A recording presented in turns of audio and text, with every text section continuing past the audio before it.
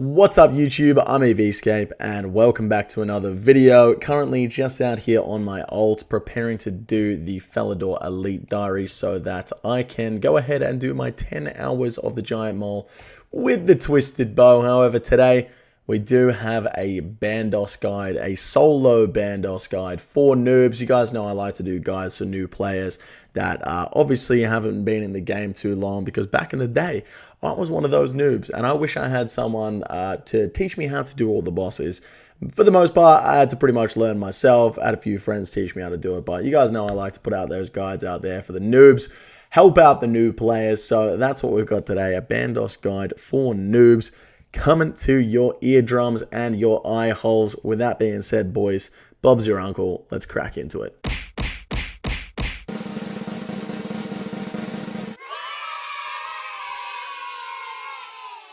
Alrighty guys, we are back with another guide. This time we have a guide on soloing the General Grador, the Bandos General. This is probably one of my favorite bosses in old school. I certainly enjoy doing quite a few different methods at this boss, and there are quite a few different methods to soloing this boss. There's the Mage method, there is the just tanking method, there is the Mage minion flicking, Mage range minion flicking, and then there is the ACB method. In this video, we're not going to be going over the Mage, the double minion flicking, or the ACB method, as this is just going to be a complete solo Bandos guide for noobs.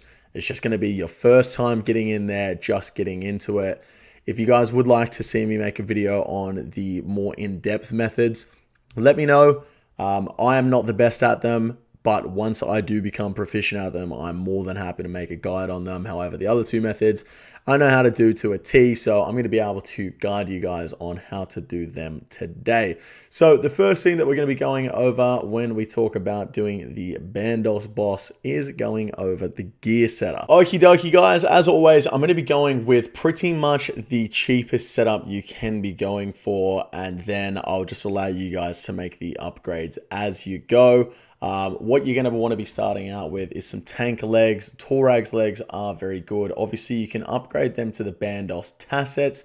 Basically, what you're going for here is maximum range defensive bonus. Then with the Serpentine helm, this is only 3 to 4 mil at the moment. You could downgrade that to a Helm of Nature's Knot, but the Serp helm is definitely going to be the best in slot here. So no upgrades there, but it's not super expensive. Fire Cape, obviously. Torture is the best here. However, you can downgrade to a Fury. That does give you some more defensive bonuses, but the attack bonuses of the Torture are just too good to miss. Now, you can choose between the Dragon Defender and the Crystal Shield here. However, I think the Dragon Defender is definitely the best. The quicker you get Bandos down, the less damage you're going to be taking. So a good offense is a good defense in this case. But depending on how you feel, guys, just go out and have a feel for it at Bandos. If you prefer the Defender or the Crystal Shield, you're going to take less damage in the Crystal Shield during the kill, but you're going to get quicker kills with the Dragon Defender. Weapon, you definitely want a Tentacle in your Abyssal Whip. Other than that, you can try out the Zamarakian Hasta, you can try out the Grazi Rapier, stuff along those lines, but you definitely want a single-handed weapon here to go along with your Dragon Defender. Primordial Boots are an obvious upgrade here against the Dragon Boots, and Berserkering Eye is the best in slot. Once again, not too expensive here. This is for the Mage method. That is why you want the Black D-Eyed Body, just to give you some magic defense bonus. However, if you can afford it, definitely upgrade to a Carol's Top. You don't want to upgrade to an Armadillo top if you can afford that, because the Armadillo top is going to give you negative attack bonuses. So a Carol's Body would be best in slot here for the Mage tanking method.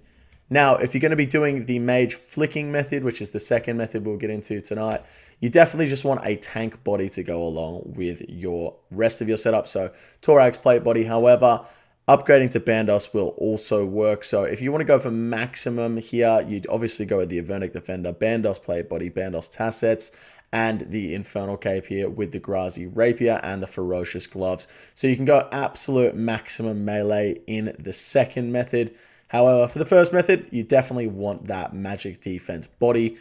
just to help out with that magic defense. So now that we have the gear set up, we'll move on into the inventory, as well as having a war blessing in here for your Bandos item, unless you have some Bandos tassets. You want to take a Zamorak item in with you as well. I take my Zamorak cape just so that when I'm getting kill count, I don't get attacked by all the Zamorak minions. You want to have a spec weapon that is going to lower the defense, either a Dragon Warhammer or a Bandos God Sword. Keep in mind that if you don't have either of these and you can't afford it, then no defense lowering is still viable. However, I would highly recommend having a defense lowering weapon such as a Dragon Warhammer or a Bandos God Sword. However, like I said, they are quite expensive. If you can't afford them, it is fine. It'll still work, but it is highly recommended. As for the rest of the inventory, you're going to want to be taking 3 super restores, 2 Saradomin brews, and 1 super combat potion. As you get better and more proficient at doing solo Bandos, you can increase the restore count because you're going to be staying there for more kills. And you can increase the brew count if you'd like, as well as the super combats. But as for the early stages, you're going to be getting 2 to 3 kills per trip. As you're learning, so you want to be taking 3 restores, 2 brews, and that 1 potion, and then just fill the rest of your inventory with high healing food, either manta rays or anglerfish. If you're feeling very frisky and you're feeling like you're going to be taking a lot of damage, you can also go ahead and take some Karamba ones as well as a combo food. On top of that, guys, you're also going to want a couple of Bones to Peaches tabs and a Trollheim teleport. I take the Trollheim teleport tabs because you can just revert them into a house tab once you get there, and that is your teleport out. Now, for Bandos, because you can kill these little goblins here, it is not worth getting ecumenical keys. It's way quicker to just kill the goblins. So just smack them down for your 40 kill count, and it's going to be quicker than getting the keys overall. One thing I will say is if you do bring a defense lowering weapon, such as a Dragon Warhammer or a Bandos God Sword, use that for the kill count rather than your Abyssal Tentacle, because you will definitely save a lot of charges and is definitely worth saving the money. So 40 kill count rather than the ecumenical keys, and chuck on your defense lowering weapon to save charges. And now, boys, the hardest part of actually soloing Bandos is finding a free world. And number one thing to remember, once again, is if you do happen to hop into a world and you right click look up someone and you find their name on the Iron Man high scores, much like my man Bebo Bang here, then you just walk in. An Iron Man in multi is a free world. Once again, joking. It was a joke. Don't crash Iron Man. In fact, just don't crash anyone. It's not nice. Okay, guys, so the first thing we're going to be taking a look at here is the just tanking method, where you just tank the mage hit. Make sure you have your fire cape on and you super combat it and healed up before you go in, praying melee and piety. Now, on the entry kill, this is the most important one. You want to throw in both of your Dragon Warhammer specs if you miss the first one. If you hit the first one, that's fine. You only need to throw 1 in. But if you miss the first hit, you definitely want to throw the second one in, because the entry kill is the kill that is the most messed up for the most part, and you're not going to be in the groove. So first kill, you want to throw in both of your special attacks. Now, the only thing you really need to know about the tanking method, it is very simple, is every 2 hits, step underneath General Grador for 2 ticks. Because General Grador attacks every 6 ticks, you get 2 hits in with your whip per 1 hit for him, whereas normally you would get 3 for 2. This way, you're going to be getting 4 for 2 rather than 3 for 2, because every 12 ticks, he would attack you twice, and you would attack him 3 times if you don't move. But if you stand under him after every second hit, you waste 2 ticks for him, and you save 2 ticks for yourself. I know that sounds super nerdy and fucking tick-like, but the best thing you can do is just every 2 hits with a whip, stand under him for a second and a half, and then come back out for your next hit. That way you're going to save a lot of damage against Grador, because most of the damage in these kills is going to be coming from Grador doing his special attack, which is a ranged attack, as you see there, which you're not praying against. So every 2 hits, step underneath the boss, And then once the boss goes down, you're going to want to go ahead and pray ranged here. That is the minion you're going to be taking most of your damage from, and just kill off the minions. Right, for the rest of the kills in the trip, guys, you want to make sure that you are stood right here as right next to the boss, meaning you're going to be able to get a hit off straight away. Praying melee and piety again,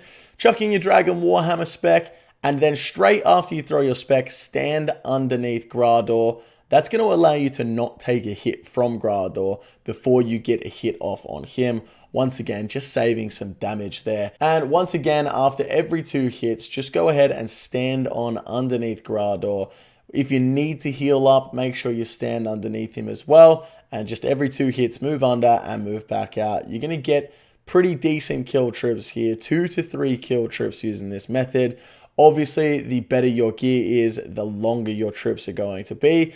But in this trip, even with pretty budget gear, I managed to get myself 3 kills in this trip. Also depends on whether you get some supply drops from the minions and stuff like that. So the main things to remember, every 2 hits, stand underneath the boss. As you get your first Dragon Warhammer hit, as soon as you hit, step underneath the boss again and you won't get hit. So that's the best way to save some hit points. Now that's pretty much all you need to know about the tanking method. That is just tanking all of the minions. After you get the kill on all of the minions, you can go ahead and pray at the altar for some extra prayer points. And that's going to allow you to stay for a little bit longer if you do run out of restores.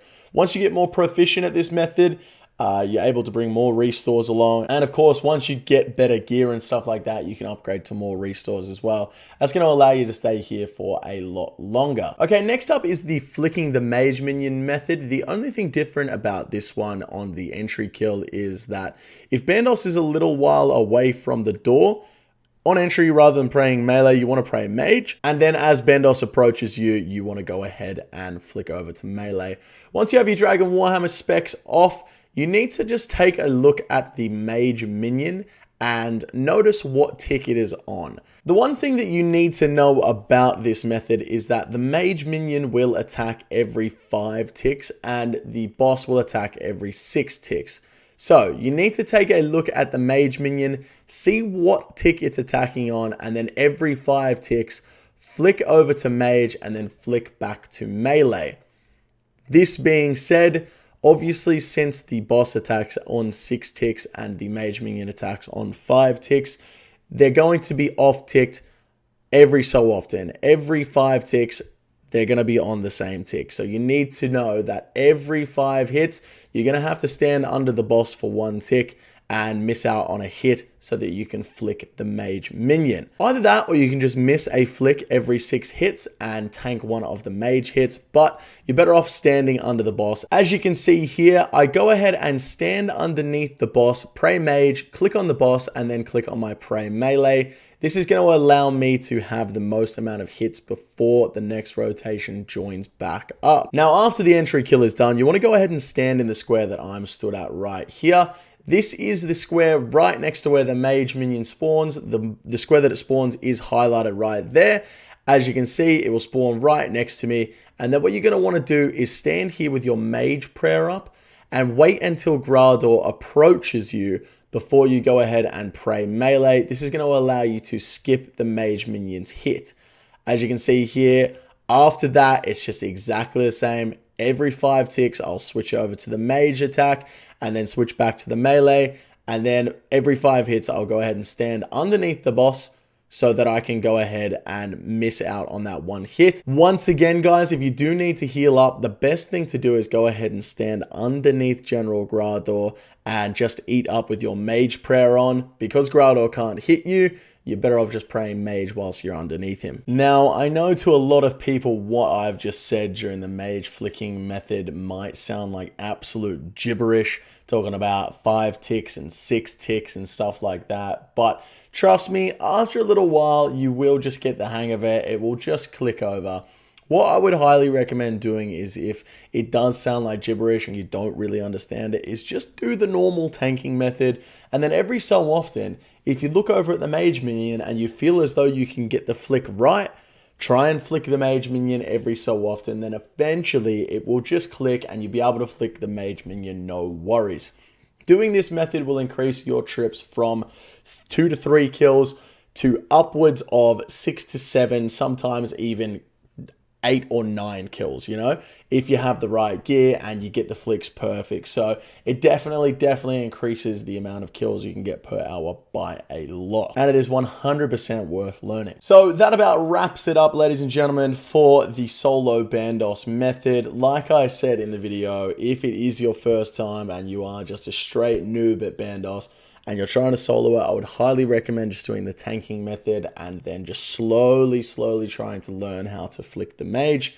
If you've already done a bit of solo Bandos in the past and you're pretty comfortable with it, maybe just try and jump on into the mage method. And then, like I said, if you guys want to see me do another guide on the more advanced methods, the mage method, the flicking both minions method, or the armadillo crossbow method, let me know down in the comment section below and we can get that sorted. But as of today, that's going to wrap it up. Thank you guys very much for watching today's video. If you did enjoy it, make sure you give it a thumbs up. And if you haven't already, make sure you subscribe to the channel. Thank you guys very much for watching, and I'll catch you guys in the next one tomorrow.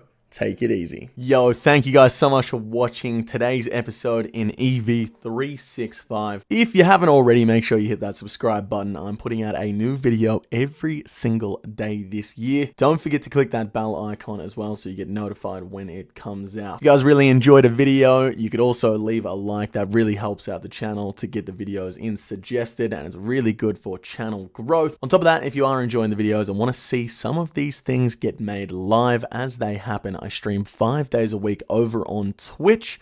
Crazy stuff like this goes down very often. Boys!